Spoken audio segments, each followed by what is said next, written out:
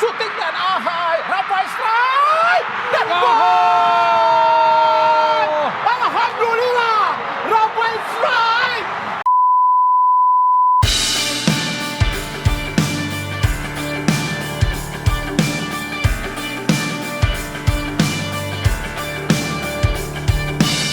Meskipun sempat mengalami masalah di sektor lini serang, seperti yang diungkapkan oleh pelatih Sintayong usai memastikan timnas lolos ke babak ketiga kualifikasi Piala Dunia. Skuad yang berisikan para pemain muda memiliki potensi untuk berkembang ke level yang jauh lebih tinggi. Itulah yang ditunjukkan para pemain di sektor lini serang timnas saat ini. Pemain seperti Rafael Strijk yang mulai masuk ke skuad utama di ADO Den Haag dan Ramadan Sananta yang makin menawan bersama klubnya di ajang pramusim menunjukkan perkembangan yang signifikan. Selain itu, James Revan sukses mengantarkan timnas U19 masuk ke final Piala AFF dengan penampilan mengesankan.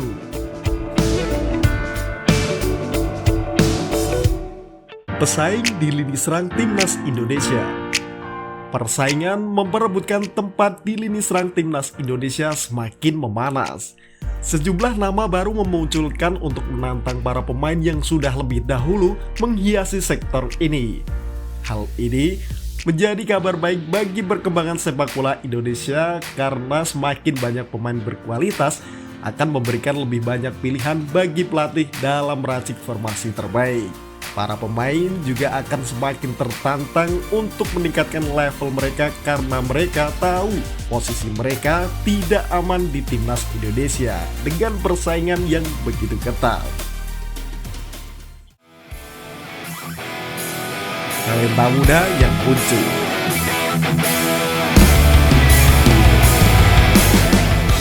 Talenta muda berbakat seperti James Revan, Moresa Hinoke, hingga Moura Zylstra yang beberapa waktu lalu mengutarakan keinginannya untuk bergabung ke skuad timnas Indonesia.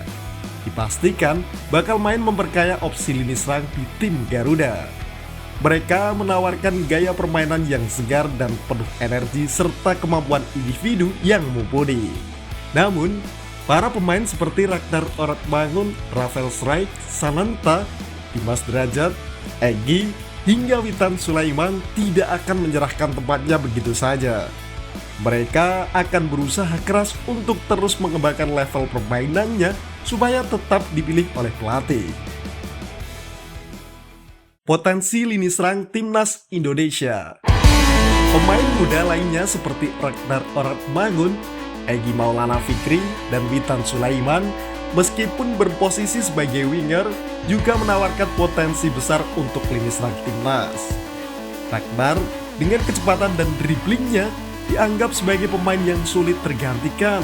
Sedangkan Egy dan Witan meski harus bersaing ketat untuk mendapatkan tempat di skuad utama, terus menunjukkan perkembangan dan dedikasi tinggi.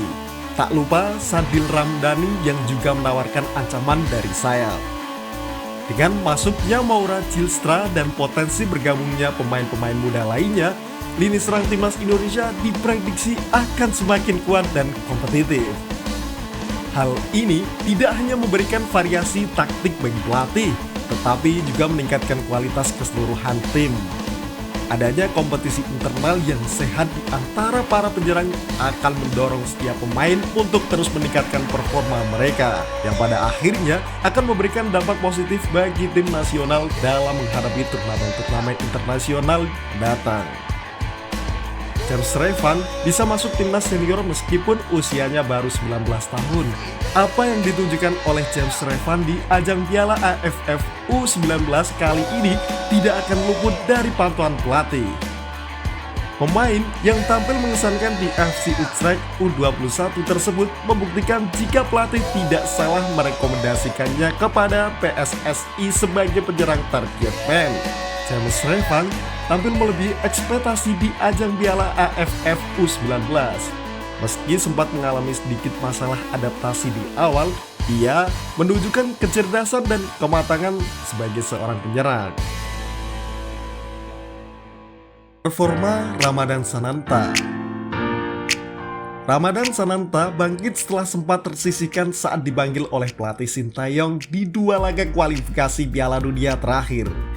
Sananta menunjukkan perkembangan signifikan di ajang Piala Presiden baru-baru ini. Ia mencetak 2 gol indah ke gawang PSM dan Persib, menunjukkan kecepatan dan instingnya yang mematikan di kotak penalti.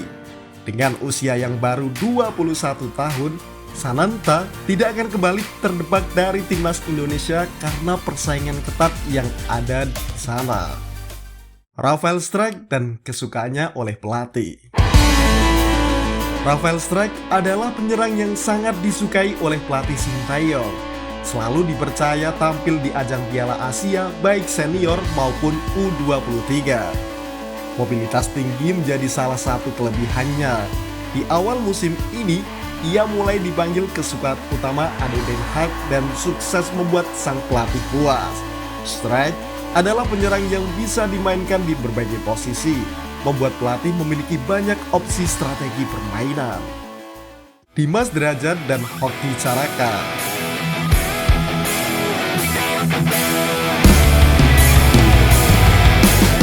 Dimas Derajat dan Hoki Caraka adalah 2 penyerang target man yang sempat menjadi pilihan utama timnas di bawah pelatih Sintayong. Keduanya kemudian tersisih dengan datangnya penyerang lain. Sejauh ini, baik Hoki Caraka maupun Dimas Derajat belum menunjukkan penampilan yang membuat pelatih terkesan.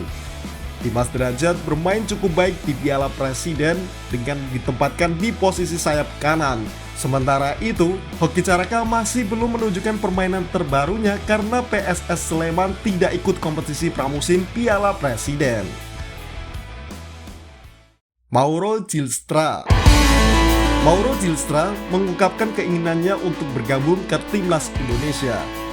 Ia adalah top skor kedua di kompetisi Liga Belanda U21 dan sukses menciptakan 2 gol di pramusim. Zylstra adalah penyerang dengan potensi besar dan bisa menjadi andalan timnas selanjutnya. Saat ini, Zylstra telah dihubungi PSSI dan siap bergabung ke timnas Indonesia. Timnas Indonesia memiliki deretan penyerang target man seperti James Revan, Mauro Zylstra, Sananta, Dimas Derajat, Hoki Caraka, hingga Rafael Struijk. Opsi yang melimpah ini akan sangat bagus untuk tim Garuda, memberikan pelatih banyak pilihan untuk meracik strategi terbaik.